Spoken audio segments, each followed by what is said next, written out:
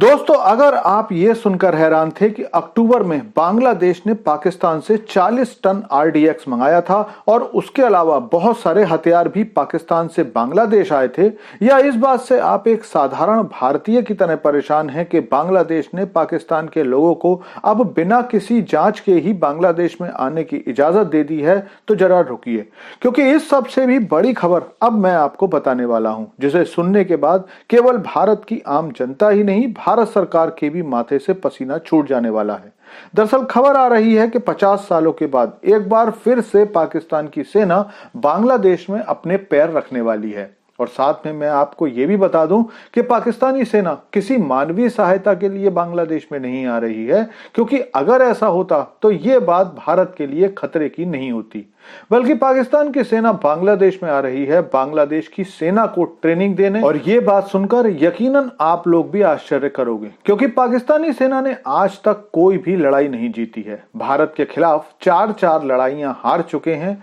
खुद अपने देश में टीटीपी और बीएलए जैसे विद्रोही इन्हें आए दिन मारते रहते हैं। खैबर पख्तूनख्वा में पश्तून लोगों ने इनके घुसने पर रोक लगा रखी है। 2/3 केपीके में पाकिस्तानी सेना खुलेआम नहीं घूम सकती, तो फिर पाकिस्तान सेना भला बांग्लादेश के सैनिकों को कौन सी ट्रेनिंग देगी? चलिए मैं आपको सारी जानकारी देता हूं, लेकिन आपसे रिक्वेस्ट है कि चैनल को सब्सक्राइब कर लीजिए, क्योंकि यहां आपको डिफेंस, फाइनेंस और फॉरेन पॉलिसी पर वीडियोस रोज मिलते हैं। तो दोस्तों, जो लोग 1971 के भारत पाक युद्ध के बारे में जानते होंगे, उनके लिए इससे बड़ा चुटकुला हो ही नहीं सकता कि पाकिस्तान की वो सेना जिसके नाम दुनिया का सबसे बड़ा सरेंडर करने का रिकॉर्ड है, जिसमें पाकिस्तानी सेना के 90,000 से ज्यादा सैनिकों ने भारतीय सेना के सामने अपने हथियार डाले थे और पतलून उतार कर अपने लिए माफी की मांग की थी, आज वो बांग्लादेश की सेना को ट्रेनिंग देगी। लेकिन इससे भी ज्यादा शर्म की बात तो खुद बांग्लादेश की जनता और बांग्लादेश की आर्मी के लिए है, क्योंकि ये वही पाकिस्तानी आर्मी है जिसने 1971 के युद्ध से पहले लाखों बंगाली लोगों को मारा था, लाखों बंगाली महिलाओं के साथ अन्याय किया, हजारों बच्चों को मार डाला। और आज वही बांग्लादेशी लोग उस सारी दर्दनाक यादों और अत्याचारों को भुलाकर अपने यहां पाकिस्तान की सेना का स्वागत सत्कार करने वाले हैं। खैर, इस बात पर तो हम लोग केवल लानत ही भेज सकते हैं, लेकिन अब सवाल उठता है कि पाकिस्तानी सेना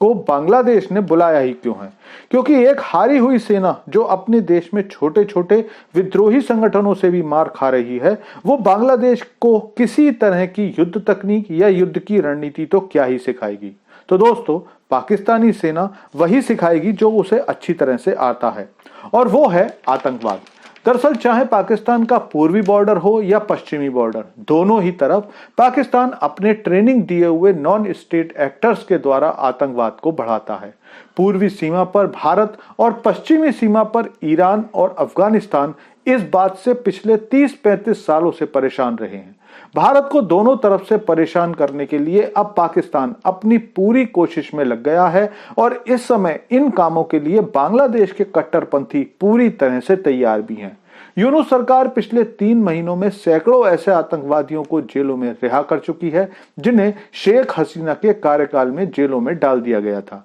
और ये लोग छूटकर अब भारतीय इलाकों में अपने पैर भी पसारने लगे हैं। कल ही सुरक्षा एजेंसीज ने असम से 8 ऐसे बांग्लादेशी लोगों को गिरफ्तार किया है, जो नाम बदलकर भारत में आ रहे हैं। लेकिन इस सारे मुंह पर आपका क्या कहना है, कमेंट करके